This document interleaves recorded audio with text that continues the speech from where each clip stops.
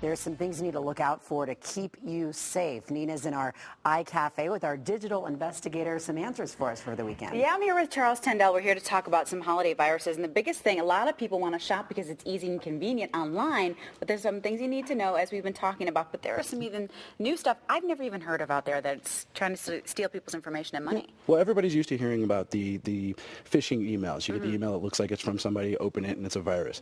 There's a new thing coming out that they're using right now where it's bidding sites. It's phenomenal. It's not really kind of like eBay, right? Yeah, it's exactly like eBay. You go there, you bid on this item, say you get a Wii, and you see that, oh, I want to be able to get it for cheap, and it's usually advertised as $200-300 cheaper than normal. You go, you log in, you sign up for the site, and it charges you each time you bid.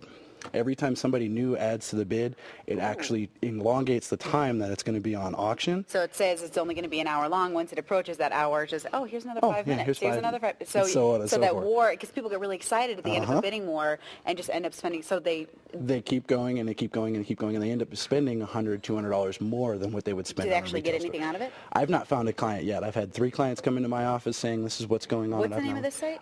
There's Zoomabid, ZOOMABid.com, and then there's zenbid.com.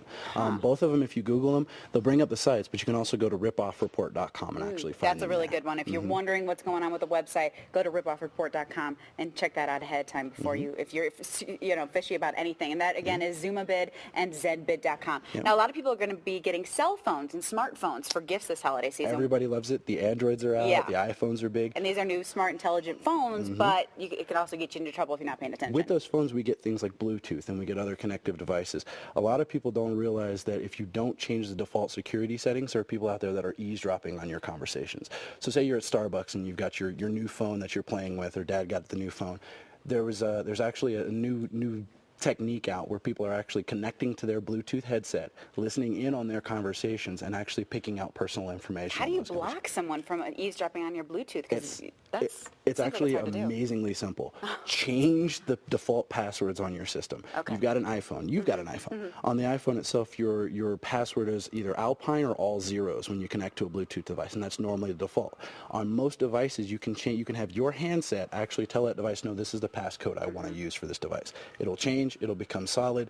Nobody will be able to guess it unless it's 1, 2, 3, 4. And you can find that in your Bluetooth settings, right, to be able to do that. Updating security settings we were talking about earlier. That's in general, not just the Bluetooth passwords. Well, if you're on an iPhone, the Mac comes out with the great apps or the updates to the firmware on the phones. BlackBerry does the same thing. Android does the same thing. Make sure you're up to date with some of those new firmwares, those new updates.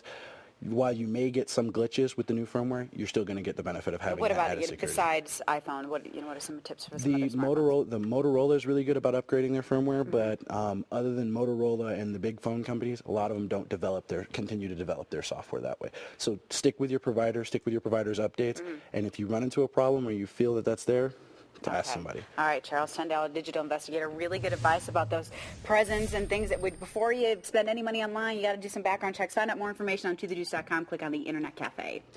Makes me nervous. Every time I pick up my phone, I'm wondering if someone's listening in or if someone's recording something. Change your passwords. Exactly. All right. Well, speaking of, we have seen the crime shows where people access deleted information from your computer. Well, the same goes, that's right, for your cell phones. It's not just police who can get their hands on your personal texts and voicemails. And just because you hit delete doesn't mean your phone has forgotten about them. Julie Hayden has more on exactly how much deleted info your phone can really store.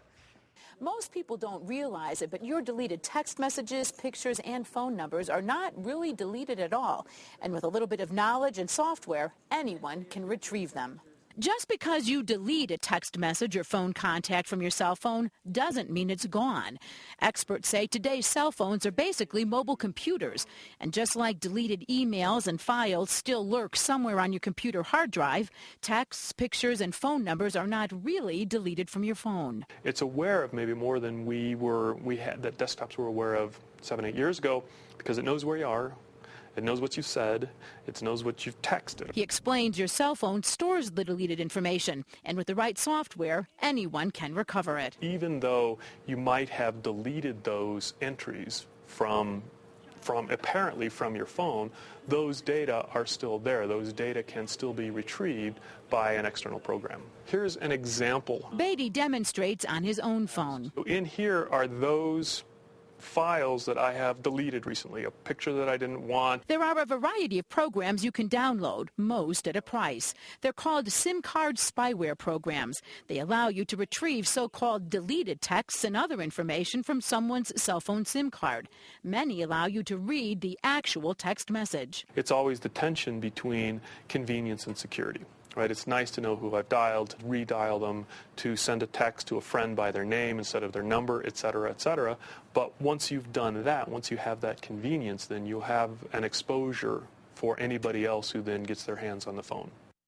For these spy programs right now, you have to actually have access to the phone. But experts say it's just a matter of time before that's not even necessary.